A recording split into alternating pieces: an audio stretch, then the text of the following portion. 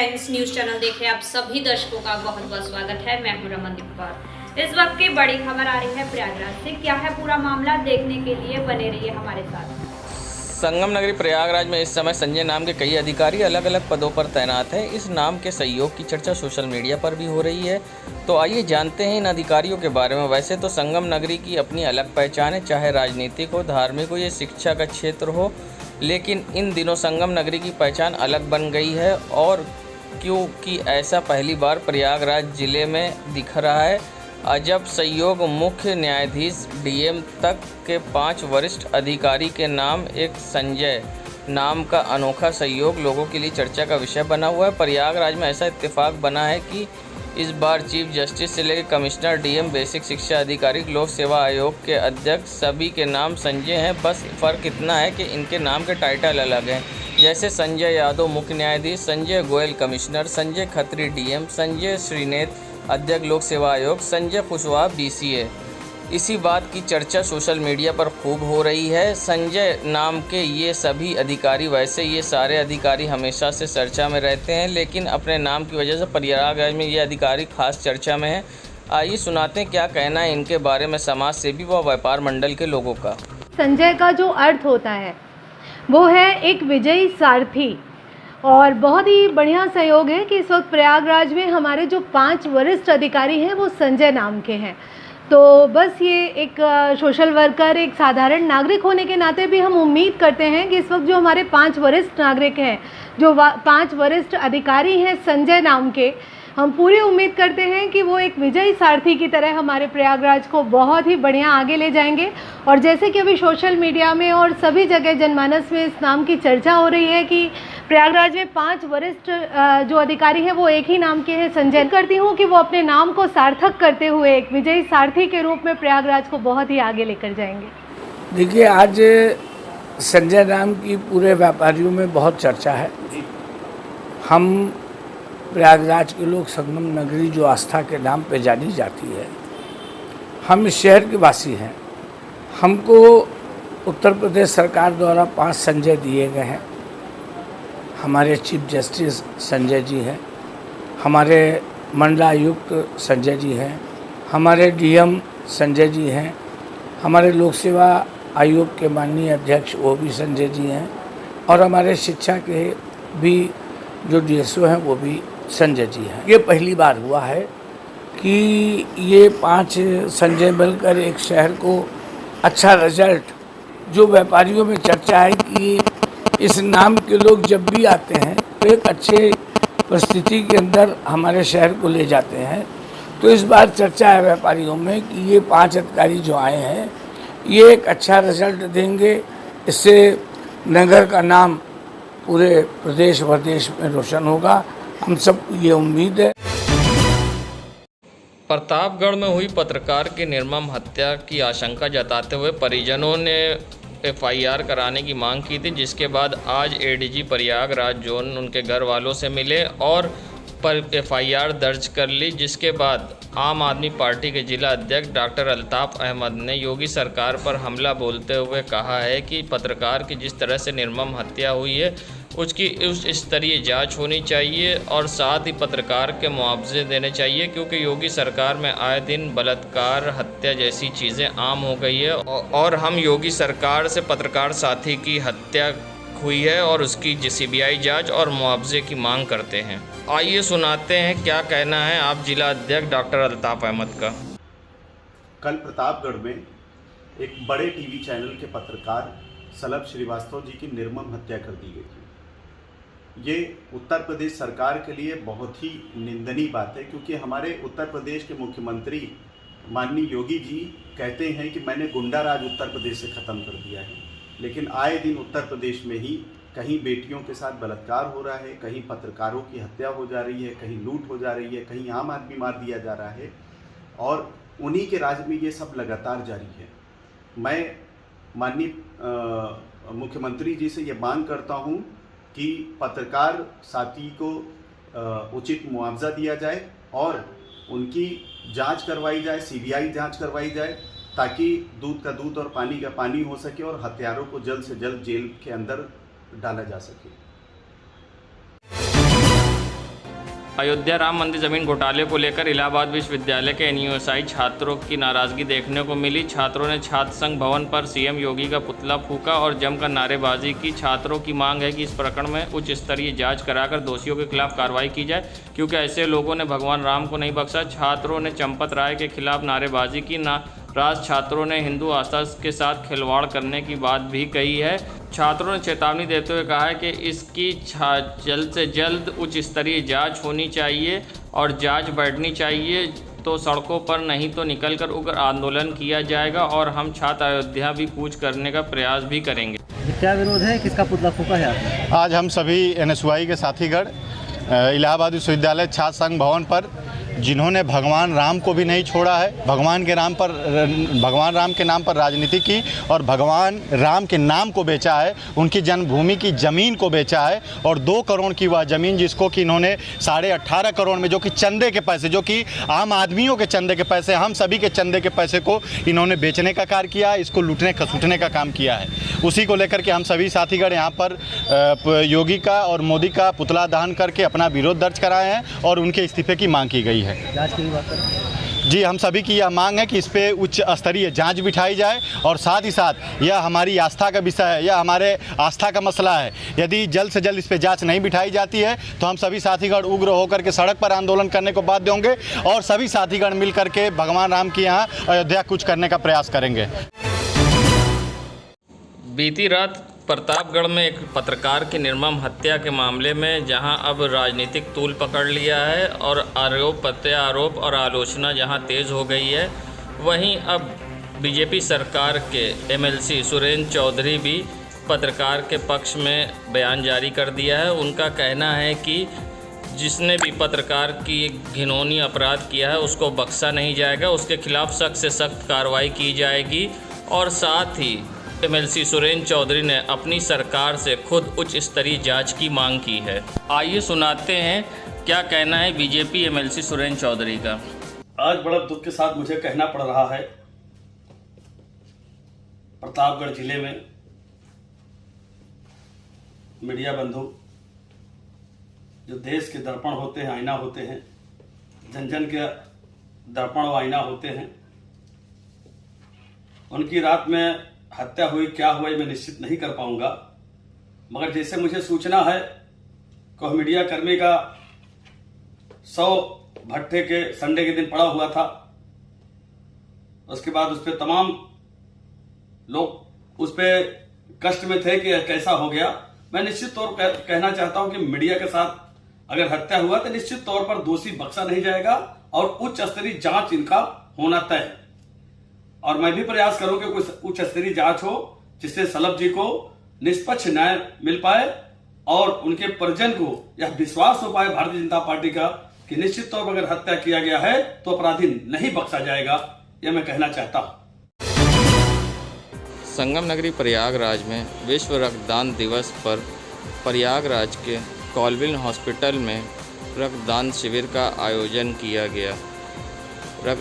विश्व रक्तदान दिवस पर पुलिस मित्र के द्वारा रक्तदान शिविर का आयोजन किया गया, जिसमें लोगों ने बढ़ चढ़कर ब्लड डोनेट किया और रक्तदान दिवस पर लोगों को अपना अपना रक्तदान डोनेट करते नज़र आए।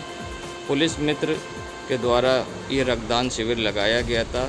पुलिस मित्र की स्थापना 2017 में हुई थी, जिसके संरक्षक प्रयागराज रेंज के आईजी कविंद्र प्रताप सिंह हैं और संयोजक आशीष हैं, जो कि रक्तदान अक्सर कराते रहते हैं और बढ़ चढ़कर रक्तदान शिविर का आयोजन करते रहते हैं।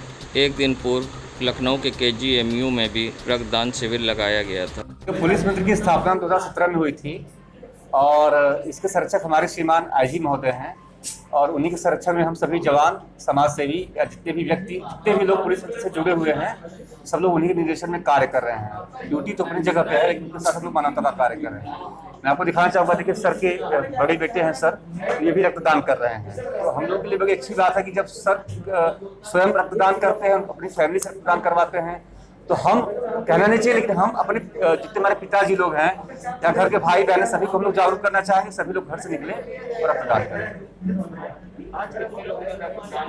अभी तक 40 के आसपास लोगों ने रक्तदान किया है, उनका 100 का टारगेट आज रखा गया है। अभी तो 4 बजे तक का है, अभी 4 घंटे बाकी है। लखनऊ में भी शिविर लगाया था, वहाँ कितने टोटल लोगों ने रक्तदान किया? लखनऊ में कल रक्तदान शिविर था, तो वहाँ पे 31 लोगों ने रक्तदान किया है।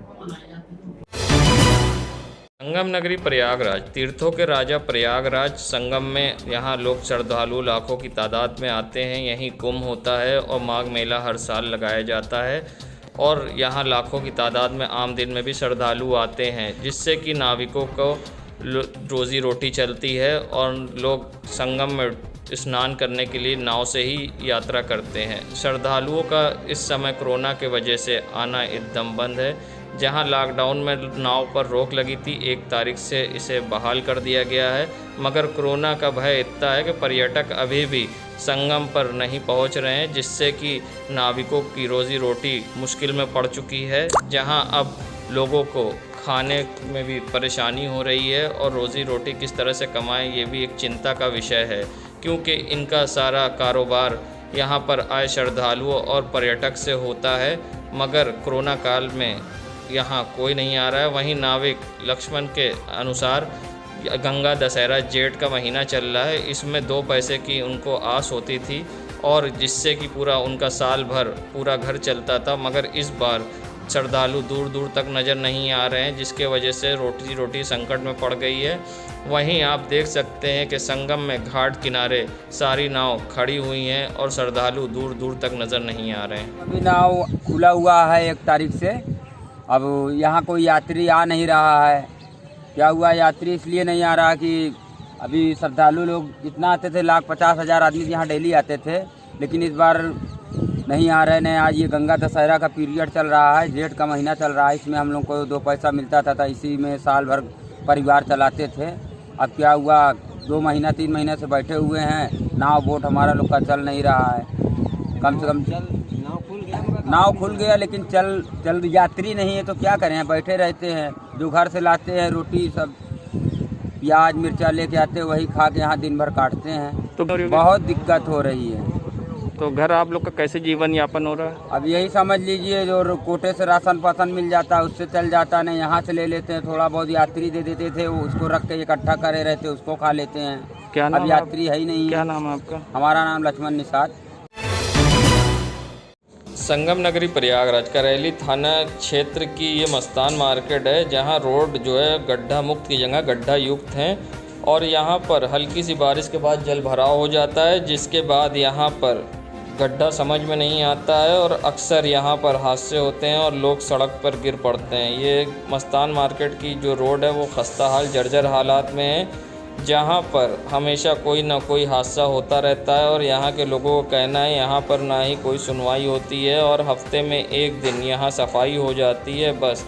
और ये रोड का हाल इतना बुरा है कि कभी भी किसी भी समय कोई बड़ी घटना घट सकती है, मगर इस पर ना ही नगर निगम और ना ही कोई सुध लेने वाला है। आप देख सकते हैं कि यहाँ की रोड वो तालाब में तब्दील हो गई है और किस तरह पानी भरा हुआ है और आवागमन में लोगों को परेशानी हो रही है।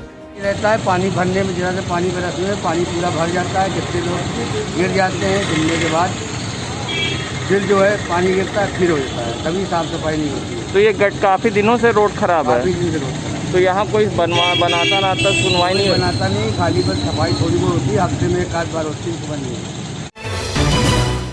संगम नगरी प्रयागराज नैनी थाना क्षेत्र के मेवालाल बगिया में एसएसपी सचदेव त्रिपाठी ने सड़क पर उतरकर पैदल गश्त किया और साथ ही कोविड गाइडलाइन का जायज़ा लेते हुए लोगों से कोविड गाइडलाइन पालन की अपील की और साथ ही चेकिंग अभियान चलाया, जहां पर कोविड गाइडलाइन का पालन हो रहा है कि नहीं इसका सड़क पर उतरकर खुद निरीक्षण किया और लोगों को इस कोविड गाइडलाइन पालन करने के लिए और संबंधित थाने को दिशा निर्देश भी दिए गए और साथ ही इस मौके पर उन्होंने खुद उतरकर नैनी की सड़कों पर ज़मीनी हालात का जायज़ा लिया। प्रयागराज में हम लोग अलग अलग समयों पर अलग अलग जगहों पर ये चेकिंग अभियान चलाते हैं, पैदल गश्त करते हैं। इसका उद्देश्य यह रहता है कि लोगों की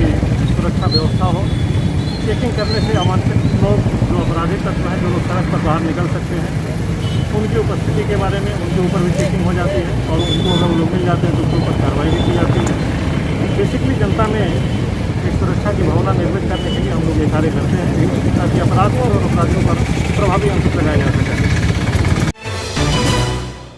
संगम नगरी प्रयागराज करेली थाना अंतर्गत गौस नगर में जेके आसियाना कॉलोनी, जो कि अब गड्ढा कॉलोनी कहलाती है, यहाँ पर हल्की सी 2 दिन से हो रही बारिश के कारण फिर घर में पानी जल भराव हो गया है लोगों के, और लोग परेशान हैं। बता दें कि हर साल यहाँ बारिश होने पर 1 मंजिल घर तक पानी भर जाता, मगर अभी शुरुआत की हल्की ही बारिश में घर के अंदर पानी भर गया है और इनकी सीवर लाइन से पानी रिवर्स हो रहा है। बता दें कि यहाँ पर जो कि L&T कंपनी द्वारा सीवर लाइन का जल काम किया गया था, उसके बावजूद जब यहाँ के लोगों ने चेक कराया तो वो पूरी तरह से चौक है और भ्रष्टाचार के बेड़ चढ़ चुकी है। ऐसा हम नहीं कहते, यहाँ के स्थानीय लोगों का कहना है। और साथ ही घर के अंदर पानी जल भराव हो चुका है, जिससे कोरोना काल में संक्रमण फैलने की और अब संभावना है, क्योंकि तीसरी लहर का अंदेशा जताया गया है, जो कि बच्चों के लिए काफ़ी खतरनाक है। और आप देख सकते हैं किस तरह से घर के अंदर जल भराव है और पानी घर के अंदर तक है और लोग परेशान हैं। अब जब ये हाल हल्की सी बारिश में, तो अगर तेज़ बारिश होगी तब क्या हाल होगा। ये गौस नगर के गड्ढा कॉलोनी, जहाँ पर हर साल इस तरह का जल भराव होता है और अधिकारी और नगर निगम हर बार संभव प्रयास कर और यहाँ पर इनकी मदद करने की वादा करता है, मगर वो दावे कागज़ तक ही सीमित नज़र आते हैं। मोहल्ला गौस नगर जेके आसियाना में ये बद से बदतर हालात आप देख रहे हैं। इस वक्त जो है मैं लोगों की समस्या बढ़ती जा रही है। केवल सिर्फ और सिर्फ L&T के देन है। ये गंगा प्रदूषण की जो लाइन बिछाई गई है, बहुत गलियों में अभी तक नहीं बिछाई गई है और बहुत जगह जहाँ बिछाई गई है वो पूरी तरह से एकदम फेलियर हो गई, ध्वस्त है। मैंने कई चैम्बर खुलवा के देखा, पूरा लबालब चैम्बर भरा हुआ है, मगर प्रशासन जागने की कोशिश नहीं कर रहा है। मैं लगातार अधिकारियों को संबंधित अवगत कराता रहता हूँ, मगर कोई उस पर कार्रवाई करने के लिए तैयार ही नहीं है। उनकी नींद से नहीं जाग रहे हैं वो। और संबंधित अधिकारी से लगातार मैं शिकायत करता रहता हूं कि ये L&T की लाइन है, पूरी तरह साफ कराई जाए। इसमें जहां लाइन नहीं पड़ी गई उसको लाइन पड़वाया जाए। ये समस्या जरा सी 1 घंटे की बारिश में ये हाल है लोगों के घरों में। न ये घर से निकल पा रहे हैं, न ये बाथरूम टॉयलेट जा पा रहे हैं। अब प्रशासन यहाँ खुद मौके पर आके देख ले ये हालात। देश दुनिया की खबरों के लिए world media times news channel को सब्सक्राइब करें।